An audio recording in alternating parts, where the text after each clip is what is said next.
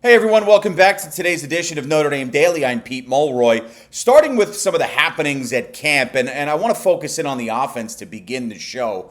As we know, the season-ending injuries to running back Keidron Young and tight end Kevin Bowman, coupled with the absence of fellow tight end Cooper Flanagan, have created some holes on the Irish depth chart. We knew about Cooper going into camp, and then Young and Bowman go down. Upsetting news, to say the least, even more so for the young men involved. So to that extent, and this is something I spoke about last week, Mike Denbrock has been working in more 21 personnel sets, two backs and one tight end. Now, the idea of having two running backs on the field together has a dual purpose. For one, when you talk about Notre Dame singularly, the star power and ability both Jeremiah Love and Jadarian Price bring from the backfield is undeniable. We know that. It's a no-brainer. They're simply two of the best running backs in the country, and they happen to play on the same team. So that makes you salivate just thinking about that as well. But additionally, with the Irish now a bit thinner at tight end, and that's probably being more polite, because remember, Eli Rarinan is the leader of the group, but you got unproven guys there in freshman Jack Larson and James Flanagan, and transfer Ty Washington providing that support. The group doesn't have an overabundance of depth, and that doesn't mean that guys won't step up. As I talked a bit yesterday in giving my thoughts on the Bowman career-ending injury, James Flanagan has been turning a lot of heads from a route-running perspective and the ability to reel that football in, so that's a big deal. But when you talk about depth there with those younger guys, it's not an overabundance, to use that term again, especially when you remember that Cooper Flanagan is not yet close to a return. Marcus Freeman expects to have him this season, but we're not really close to that happening. So with the two back, one tight end, 21 personnel now more in the fold, the mixture of run and pass plays should become more prevalent. You have an additional blocker in the run game that's always embraced, and the capability of balancing out your run and pass games with play action, that's going to be in the fold for Notre Dame moving forward. So these two-back sets and the 21 personnel that we had spoken about a couple of weeks ago, we're starting to see more of that in camp. I would go beyond saying it's just experimental for OC Mike Denbrock. I think this is something that we can probably plan on seeing a little bit more as the season progresses. Just from a QB standpoint, you know the battle rages on. Maybe you're in Kenny Minchey camp or CJ Carr camp, whatever it might be. But regardless, both find themselves in a true quarterback battle by every sense. While growing pains are expected at times, particularly in situations like this, and with unproven starters from a live game action perspective, each player, with all of that said, has enjoyed a nice showing in camp to this point. The Irish offense can be run by either player. I think we've established that. I've been very open about it from what I've seen and what I believe. Other members of the media have said that as well, and you sort of get that sense from the coaches as well, which is a great thing to happen if your coaching staff is saying, yeah, our offense can run through either one of these guys. I sort of hearken back to years ago when Malik Zaire went down after his first real start at home against Texas, lit it up, goes down, and then Deshaun Kaiser comes in. And I do remember back at the time, Brian Kelly had said prior to that, talking about the depth on the roster at the quarterback position, if, God forbid, something happened to Malik Zaire, we wouldn't miss a beat with Deshaun Kaiser. And as we know, Kaiser put up some pretty big numbers to the tune of actually getting drafted in the NFL draft a couple of seasons later. So that worked out. But for Notre Dame to have two quarterbacks here in CJ Carr and Kenny Minchey that you can both utilize and run your offense through, that's huge. Marcus Freeman has also said in the past he's not going to rush it just for the sake of naming a starter. He wants it to come out more organically. But we know we're going to get an even clearer picture this week with the Miami opener less than 20 days away. They're fast-paced in camp, running the show, trying to create chaos. These are things that we continue to see as Notre Dame tries to identify its clear-cut QB1. You want to do that at least 2 weeks prior to get either quarterback, Minchey or Carr or Minchey, whatever you believe in, more reps with the first team and more time to run the offense as they envision it going into the August 31st, week one against the Miami Hurricanes. And just to wrap the latest happenings out in camp, up front, Will Black, who was the prized recruit in the 2025 class, continues to get more reps at guard, despite coming to South Bend as a tackle, as we know. And as we've seen, including last season, Joe Rudolph likes to have flexibility up front.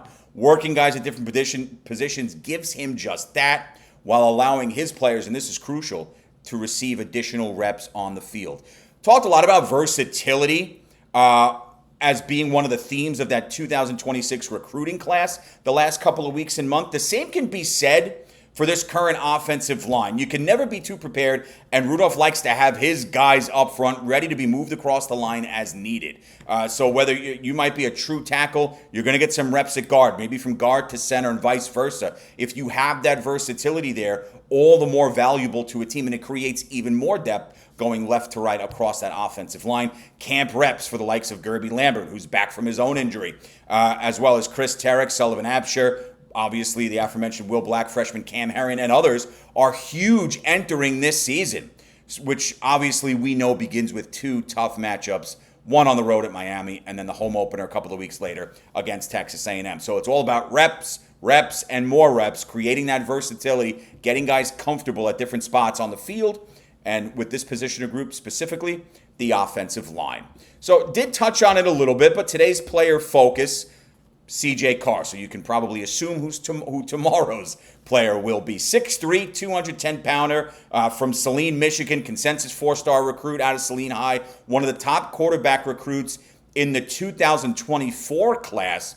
And he was part of that QB room, that group, that included some major firepower. You had DJ Lagway, now starting for Florida. A lot of people high on him in this ongoing Heisman discussion heading into the season. He was the top quarterback recruit in that class as per 24/7. Nebraska's Dylan Raiola, Julian Sayin of Alabama, Florida State's Luke Kromenhoek, Ohio State's Air Nolan, and Jaden Davis of Michigan were also in that class. And C.J. Carr was a top 7 QB recruit. So there's some big-time names in there. And C.J. Carr certainly one of them, three-time All-State quarterback, grandson of legendary Michigan head coach Lloyd Carr, who was inducted into the College Football Hall of Fame in 2011, as we know, brought an incredible skill set to South Bend. Football IQ, he projects as the type of quarterback who's going to grasp the offense in quick fashion. From a physical ability standpoint, accuracy on throws and precision when it comes to fitting the ball in tight windows truly stand out. We've seen that, saw it in the blue gold game this past spring where he looked really good, and he made probably 4 or 5 step back, rewind, watch again, and go, wow, those types of wow throws. There were a bunch of them. Both quarterbacks, had their fair share of success in the blue gold game, not without hiccups, but C.J. Carr really put it on during that spring game this past April. The quick throwing mechanics coupled with steady ability to push the ball down the field are needed components for Notre Dame, as is the way he carries himself in that pocket with a steady presence. So he finds himself now, as we know, beyond being in the mix for the starting role heading into the season, because coming into camp, many viewed him as the favorite for that quarterback one job ahead of Kenny Minchey. So it goes without saying, when you talk about roles and expectations, that C.J. Carr is going to factor in a major way. I mean, that's being blatantly obvious. The presumptive leader again for the starting job entering camp now again finds himself in tough competition with Kenny Minchey. In following Riley Leonard, now with the Colts, Carr got to see how the veteran signal caller approached the position en route to a 14-win campaign a season ago, culminating with a trip to the national championship game.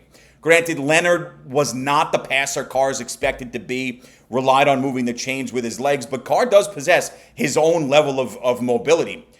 Nonetheless, learning from a now NFL quarterback never hurts, right? We know that. The Irish coaching staff have explored what some creativity on the offensive side of the ball could look like. Look, it would be irresponsible to dismiss the idea of this 2-quarterback system, but one that would be used at times, not consistently, where Carr's passing skills would be prioritized, the mobility of Kenny Minchey, who also possesses his own strong passing skills, you'd have those assets highlighted. I know many aren't a huge fan of situational uses or series for quarterbacks. I get it. I'm with you. And I don't think it's something we see on a steady basis, but it is very much in the works from an experimental perspective. I mean, it was probably a couple of weeks ago that I had mentioned that after watching a Marcus Freeman presser during that real window where he was very active in speaking to the media, where he brought up the idea of situational quarterback play, was discussing Kenny Minchey and using him quite, honestly, in different examples where he seemed to favor Kenny Minchey when giving if this happens, well, here's an example of that. And it seemed like Kenny Minchey's name was floating out there, which people tried to read between the tea leaves, myself included, to say, hey, maybe Kenny Minchey has a leg up in this thing. But we're obviously going to see how this entire battle continues. But that creativity aside, CJ Carr is going to have a great future in South Bend, which could very well take another step forward by earning the starting gig ahead of August 31st. His vision, the passing skills, ability to work the ball down the field, and his football IQ are all well known. And if he gets the chance to showcase them as the starter, Irish Nation's going to be buzzing once again, even more so. So you know what you have in CJ Carr. I think we also know what we have in Kenny Minchey. You got the veteran in the room back now, and Tyler Buckner goes back to the quarterback part of the depth chart. And then you got the freshman Blake Hebert. So that's your quarterback room heading into next season. And it's good to have that veteran in Buckner, regardless of who opens up as the QB1, because they can learn from someone and get advice from someone who has actually been the starting signal caller for the Notre Dame football team, which you can't put a price on. It is a big deal. So Carr brings that talent. I do love the thing that really attracts me to, okay, CJ Carr is going to be the quarterback one in South Bend, is his ability to push that ball down the field. Notre Dame really hasn't had that since Jimmy Clausen. There are good guys in there. I know Ian Book had a damn good career at Notre Dame, all-time winningest QB in Irish history. But from a consistency standpoint, those chunk plays, somebody with that acumen that Jimmy Clausen had, granted on bad teams and with lousy defenses, CJ Carr's not going to have that, right? He's got one of the best defenses in America. He's protected with maybe the best offensive line in America. So either way, Carr or Minchey or Carr, they're going to have the tools around them to be successful. Each brings a different skill set. You love what Carr brings. You also love what Kenny Minchey brings, which is why he'll be our profile player on tomorrow's show. And just to wrap up, some recruiting updates following the announcement that 2026 four-star defensive lineman Elijah Golden is going to attend the University of Notre Dame, the Irish football program, receiving more national acclaim, 3 5-stars in the class.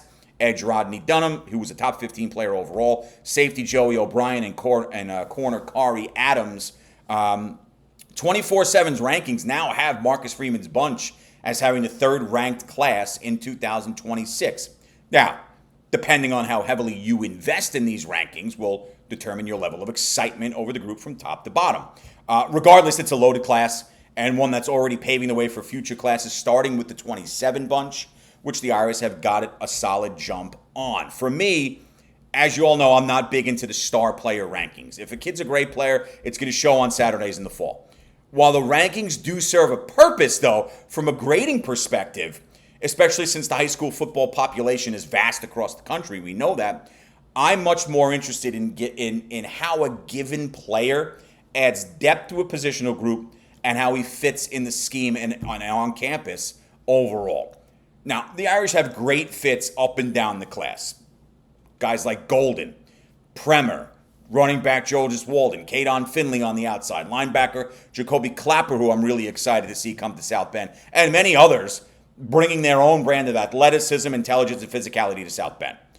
With only Georgia and USC putting together stronger, put that in quotes, classes as per 24/7, Freeman and company have paved the way for what building a program should look like. And that's a big deal. The 25 group was awesome. 26 is mind-blowingly good, and we're off to a damn good start with the 2027 class.